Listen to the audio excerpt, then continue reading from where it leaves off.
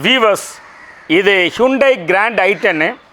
இந்த வண்டியில் கஸ்டமருடைய complaint, sir இந்த வண்டியை அதாவது இந்த புஷ் பட்டனை அழுத்திட்டு கிளச்சை அழுத்துறேன், வண்டி ஸ்டார்ட்டே ஆக மாட்டேங்குது அப்படின்னாரு. செக் பண்ணி பார்க்குறச்சோ இக்னிஷனே ஆன் ஆக மாட்டேங்குது. சரிங்களா? இந்த புஷ் பட்டனை அழுத்தினா இக்னிஷன் ஆன் ஆகணும். அப்படி ஆன் ஆகலாம், அதுக்கு என்னென்ன காரணம்லாம் இருக்கலாம் அப்படின்னா, இங்கே பாருங்கள், இந்த புஷ் பட்டன் ஸ்டார்ட், இந்த புஷ் பட்டன் சுவிட்ச் இட் செல்ஃப் ஃபால்ட் இருக்கலாம். இது ஒரு பார்த்தீங்கன்னா ஒயரிங் போகுது இல்லையா, இது ஃபால்ட் இருக்கலாம். இதை பாருங்கள், இந்த எஸ்எம்கே யூனிட்டு இதுவும் ஃபால்ட் இருக்கலாம்.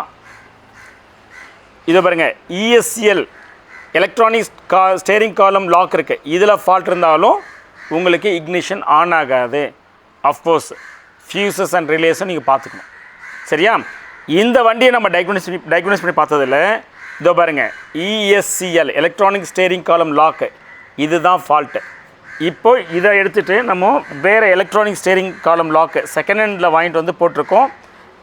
இது ப்ளக் அண்ட் ப்ளே கிடையாது. இதை நம்ம புதுசோ செகண்ட்ஸோ வாங்கிட்டு வந்தாலும் இந்த வண்டிக்கு ப்ரோக்ராம் பண்ணணும். ஸோ இப்போ இது கம்ப்ளீட்டாக ப்ரோக்ராம் பண்ணிட்டோம். இப்போ நம்ம இந்த வண்டியில் ப்ராப்ளம் சால்வ் ஆகிடுச்சா இல்லையாங்கிற ஸ்டார்ட் பண்ணி காட்டேன். Let's move on. இப்போ இக்னிஷன் ஆன் பண்ணுறேன். இங்கே பாருங்கள், இந்த ஆம்பர் லைட் எரியுதா, இங்கே பாருங்கள் இந்த ப்ளூ லைட் எரியுது. இப்போ பாருங்கள், எல்லா இன்ஸ்ட்ருமெண்ட் கிளஸ்டரும் ஆன் ஆகிடுச்சு.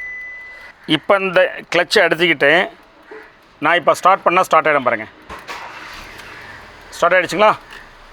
ஸோ இந்த வண்டியோட ப்ராப்ளத்துக்கு காரணம் ESCL, இதுதான் ஃபால்ட்டு. இது எங்கே இருக்கும் அப்படின்னா, இங்கே பாருங்கள், ரீப்ளேஸ் பண்ணோன்னே ப்ராப்ளம் சால்வ் ஆகிடுச்சு.